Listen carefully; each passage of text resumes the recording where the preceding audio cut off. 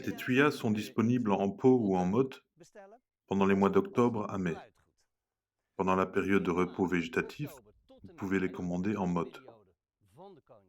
L'avantage est que vous obtenez des plantes plus touffues.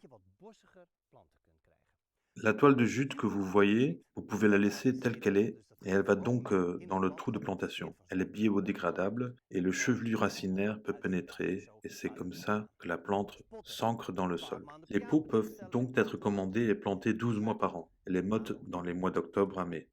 Vous plantez 2 à 3 tuyas par mètre linéaire en fonction de la taille de la plante que vous avez commandée, bien sûr.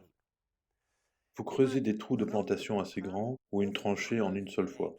Puis vous mettez les tuyas dedans, bien espacés. Ajoutez un peu de terreau, mélangez avec la terre enlevée plus tôt et pressez sur le sol en marchant dessus, mais pas trop fort. Puis vous les arrosez et cela peut vous paraître bizarre.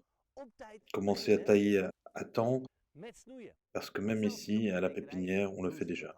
Donc, après avoir planté la haie, taillez-la légèrement et ensuite vous le faites 2 ou 3 fois par an. De préférence une fois de plus, cela la rendra encore plus belle. Aujourd'hui encore, l'ingrédient actif du thuya est utilisé en médecine naturelle. Mais le thuya n'est pas seulement une plante médicinale, c'est également une très belle plante de haie. Il pousse rapidement, il pousse de manière dense, c'est une plante à feuilles persistantes, bien sûr, et le vert que vous voyez ici, on ne parle pas de feuilles, mais à cause de la forme, on les appelle écailles.